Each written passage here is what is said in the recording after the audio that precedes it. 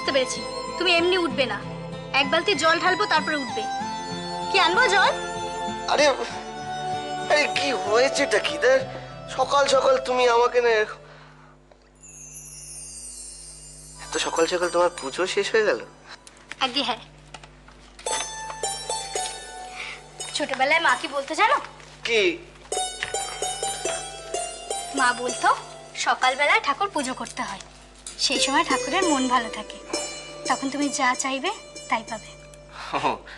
এইটা তো আমার জানা ছিল না। তুমি কি জানো শুনি? বিয়ের পর তো সবকিছুই আমার শেখাতে হচ্ছে। যাও এবার হাত মুখ ধুয়ে এসো, আমি চা করছি। ঠিক আছে।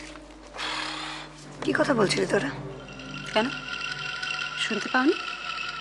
হ্যাঁ শুনতে পেয়েছি তো, শুনতে পেয়েছি বলেই তো জিজ্ঞেস করছি।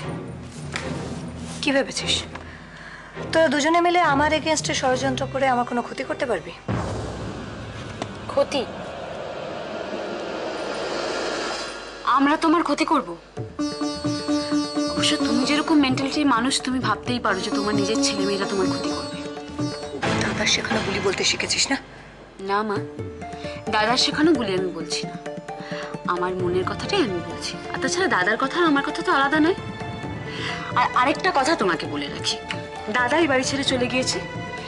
তোমার যদি আমাকে নিয়ে কোনো অসুবিধা হয় তুমি আমাকে বলবে, আমিও এই বাড়ি ছেড়ে চলে যাব, আমার কোনো অসুবিধা নেই। কিন্তু তার জন্য এভাবে টর্চার করার কোনো দরকার নেই, প্লিজ।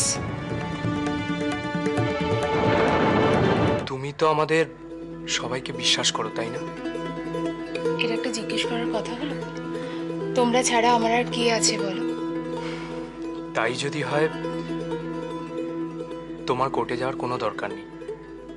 আমরা তো সবাই আছি, আমি, দাদা, চন্দনদা, আর সবার উপরে মিস্টার সিনহা। আমার মনে হয় আমরা পুরো ব্যাপারটা ঠিক ম্যানেজ করে নিতে পারবো। তবু তুমি মিস্টার সিনহাকে একটু রিকোয়েস্ট করো, যদি যদি দাদাকে একটু তাড়াতাড়ি ছাড়িয়ে আনা যায়। বলবো, নিশ্চয়ই বলবো, তুমি কোনো চিন্তা করো না। আচ্ছা একটা কথা আমায় বলতো, ওই বাড়িতে তোকে সবচেয়ে বেশি কে ভালোবাসে? এটা কোনো কোশ্চেন হলো নাকি? বাবা আমি প্রশ্ন করেছি, উত্তর দাও, বেশি টেপমি করো না। কে ভালোবাসে? মিষ্টি বৌদি। রাইট। সেদিনকে যখন আমি গিয়েছিলাম না, মিষ্টি বৌদি তোর কথা কত জিজ্ঞেস করছিল, বলছিল তুই নেই, তোর কথা খুব মনে পড়ে, ওর মন খারাপ হয় এইসব। মিষ্টি বৌদি শুধু বললো? আর কেউ বললো না? আরে ওটা সবাই বলেছে, সবাই জিজ্ঞেস করলো তোর কথা, সবাই তো বললো নিয়ে আসতে, সেই জন্যই নিয়ে যাচ্ছে। একটু তাড়াতাড়ি চালাও না ভাই, বৃষ্টিটা জোরে পড়তে শুরু করে দিয়েছে।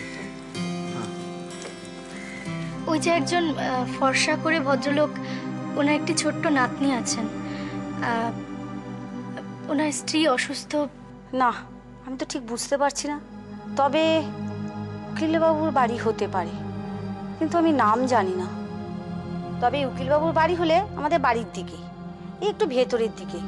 একজন বয়স্ক ভদ্রলোক একটা বাচ্চা মেয়েকে নিয়ে রোজ বেড়াতে বেরোয়, সবাই বলে ওটা উকিলবাবুর বাবা। আচ্ছা আমি আসি, হ্যাঁ, আমার একটু দেরি হয়ে যাচ্ছে জানো।